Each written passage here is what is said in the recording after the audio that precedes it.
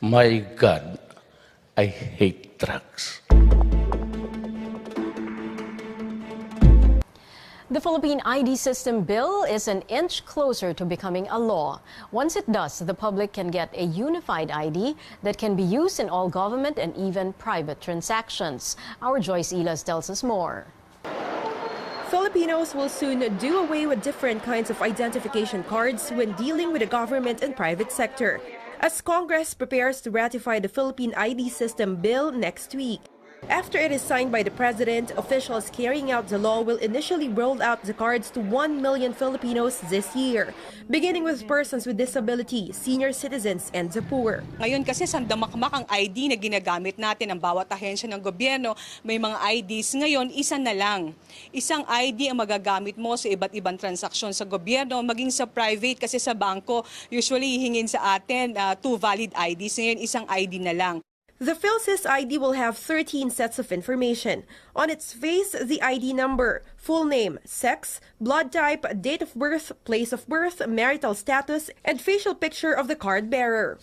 More information will be stored in the PhilSys registry, such as mobile number, email address, and biometrics data, including full set of fingerprints and iris scan. Filipino citizens and resident aliens should register personally in accredited registration centers nationwide. So that even if you lost the ID, in all agencies of the government and in all private institutions na may scanner, you can transact business by just presenting your biometrics. Some lawmakers, however, express concern over data security. Malaking usapin sa atin ang Philippine Statistics Authority, ang kanilang systems dyan ay being operated by a foreign corporation, yung Unisys, no, na hindi malayo na itong ating mga information, no, basic information, yung atong biometrics ay mahak, then it can be used, no, sa ibang kapamaraanan, criminal, commercial, or otherwise. They also fear that private information may be used to quell dissent. Dahil yan ay maaari na gamitin sa paniniktik, sa mas pinaigting na surveillance at saka repression ng mga nais pang magsalita at tumutol sa iba't ibang mga patakaran ng gobyerno. The bill's authors, however, say safeguards are in place to protect data privacy. Itong ID natin na ito ay talagang kumbaga pinag-isipan at hindi pwedeng buksan kung walang court order. Pangalawa, kung wala pong consent ng individual. At maaari lamang itong buksan kung merong compelling interest ng ng safety at saka ng public health. Some Filipinos have mixed opinions on the Philippine ID system. Okay na siguro yung mas marami kang ID para kung mawala man yung isa, mayroong isa. Ayun, kung mawala, wala na. Okay lang yun. Sa akin, okay lang yun. Kasi para mas mapabilis lahat ang transaction. No? Kasi kung sakali, marami pa kasing ID hinahanap, mas matatagalan. Siguro taasan nyo na lang yung security level ninyo para hindi mahak. The program will have an initial budget of 2 billion pesos this year, with Metro Manila, Calabarzon, and the Cordillera Autonomous Region as pilot areas. The government-issued card comes without cost to the owner. Joyce Ilas, CNN Philippines.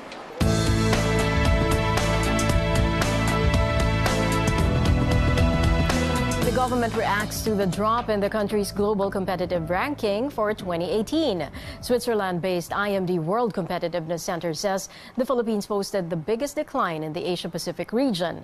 The country fell by 9 places to 50th in a list of 63 countries. Malacanang assures it is addressing these concerns. Presidential spokesperson Harry Roque says the government has measures in place, including the Build projects and the continuation of the K-12 program.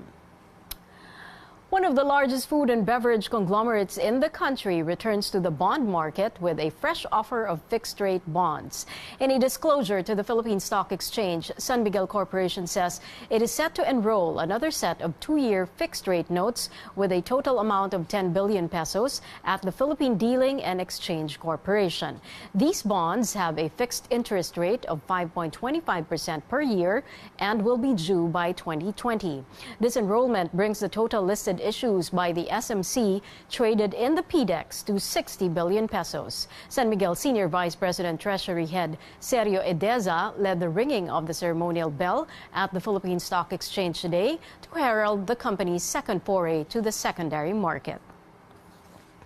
In tech news, BlackBerry is set to release a new Android phone. The company teased the Key 2 online, which has features like a dual rear camera setup, support from BlackBerry Hub, and the company's signature physical keyboard. The company will officially unveil the Key 2 on June 7th in New York. Former Chief Justice Maria Lourdes Sereno asks for an extension on a show cause order against her. This is for allegedly violating the sub judice rule, which prohibits comments that pertain to pending judicial proceedings. Sereno allegedly broke the rule earlier by discussing the merits of the quo warranto petition against her in public. Sereno spokesperson Josa Dainla says the motion was filed this afternoon. She adds the former Chief Justice is asking for a 15-day extension. Australian missionary Sister Patricia Fox is here to stay, at least for now. This despite the Immigration Bureau ordering her to leave. Fox will stay until the Justice Department resolves the motion for reconsideration her camp filed this afternoon. The nun's lawyer, Catherine Panguban, says they expect the Bureau to honor its own rules and laws, that it cannot immediately execute its order pending an appeal. In the petition, Fox argues that the grounds enumerated by the Bureau in canceling her missionary visa were not among the valid grounds stated in the Bureau of Immigration's Omnibus Rules of Procedure of 2015. They say there's no basis for canceling her visa and that the Bureau's claims are mere speculations. The petition also says Fox's alleged participation in so-called political activity as grounds for her deportation violates her right of freedom of speech and assembly. Nakaapila po tayo. So, yun po. Hindi po maaaring paalisin pa ng Bureau of Immigration si Sister Patricia Fox. Valid pa po ang kanyang missionary visa. Panawagan po sa Bureau of Immigration na sana ay kilalanin nila ang kanilang sariling omnibus rules, ang existing laws natin. Kilalanin na lang po sana ito ng Bureau of Immigration at ganun din po, panawagan din po namin sa Department of Justice na kilalanin din ang mga nasabing batas. Magpasalamat ako sa mga abogado at sa mga tumating dito para pag-support sa akin. Siyempre, ang wish ko ay tutuloy ang missionary work dito kasama ng mga mahihirap at sana yan ang resulta ng mga at magpatuloy ako ng trabaho bilang misyonero, bilang human rights defender, bilang magpagalingan ng mga mahihirap. The Justice Department says Sister Fox has until June 18 to stay in the country. The department has also asked the Immigration Bureau to comment on Fox's petition for review. The Labor Department named some big companies as violators of the Order on Labor Contracting. Alleged pork scam queen Janet Lim Napoles is out of the Witness Protection Program. And singer Mariah Carey is all praises for two Filipinos for their cover of her song.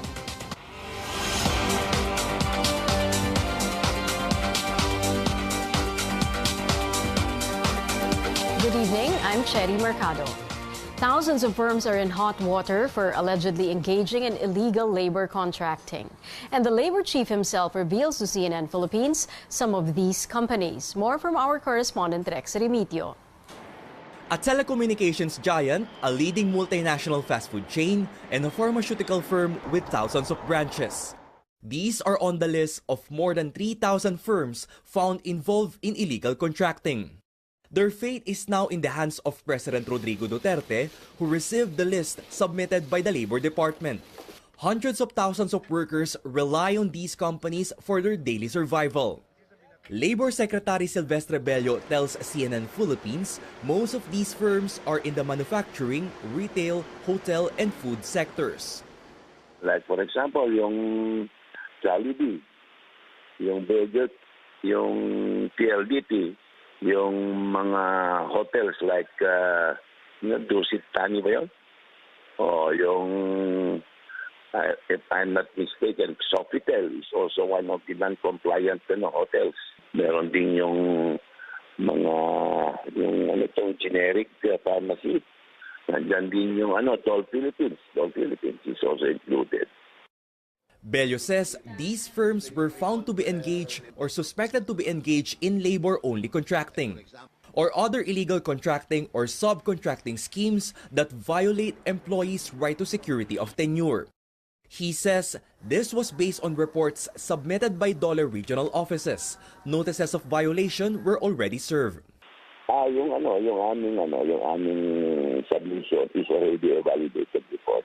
Hindi kami magsasubmit sa Presidente ng report na hindi namin na-validate.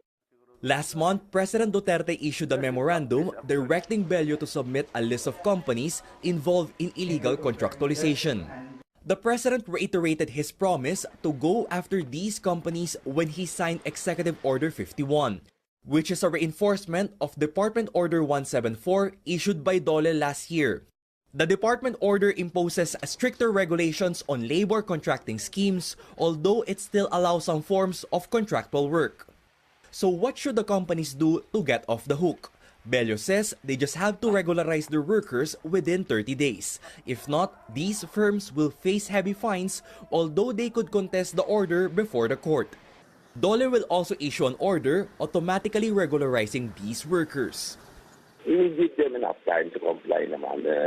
We are also conscious of the challenges of the business. Kaya ang importante is they're willing to comply, and that to us is already a good development on the issue.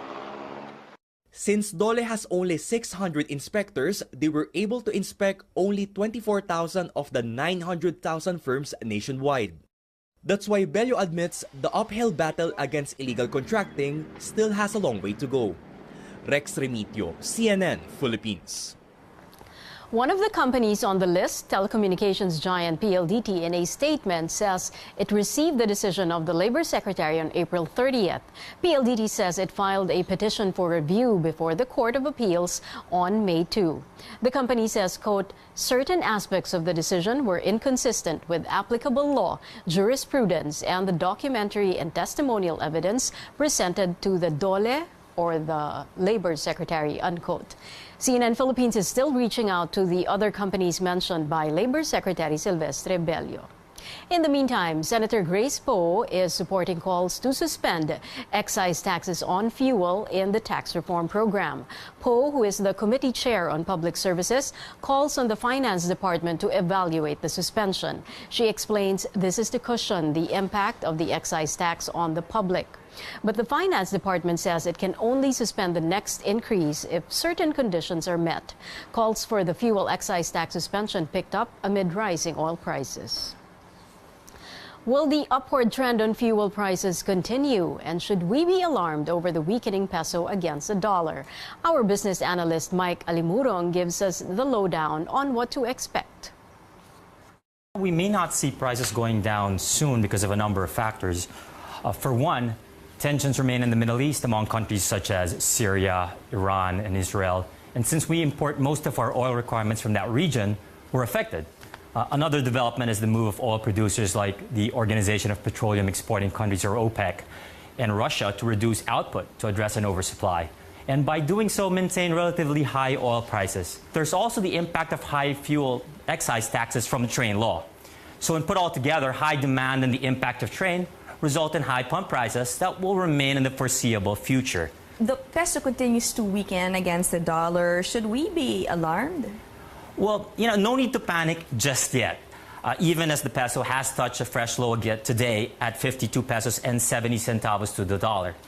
For one, the Banco Central just raised interest rates 2 weeks ago to curb inflation, but also to attract foreign investors to the country.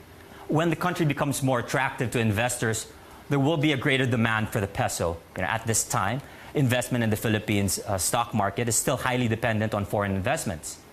Not surprisingly, many analysts predict the peso to weaken further against the dollar in the coming year. We asked, how are you coping with the rising cost of goods and services? And it seems a lot of netizens are rolling with the punches. Facebook user P. Don Lagrada chooses not to whine, but to find ways to cut costs. Some of his tips: take the bus instead of driving, plant vegetables instead of buying them, and don't travel if you don't have to. Lord Kurt Dantes keeps his answer simple. He says smart spending, healthy living, additional take-home pay is greater than household expenses. Rolly Nunez sees this as a chance to lose weight, saying, diet. Honestly, diet. Meantime, Dolino Peterson lists down some advantages to the higher prices of goods. Among them is a dip in the number of smokers, drinking sessions, and car buyers. He adds it's good for the health because you'll get additional exercise and cut down on vices. Peterson also says it's okay as long as the government will use the collected taxes properly. Here now are some of the top stories from around the world. North Korea says its leader Kim Jong-un is still willing to meet with U.S. President Donald Trump anytime. That's after the U.S. leader canceled what would have been a historic summit.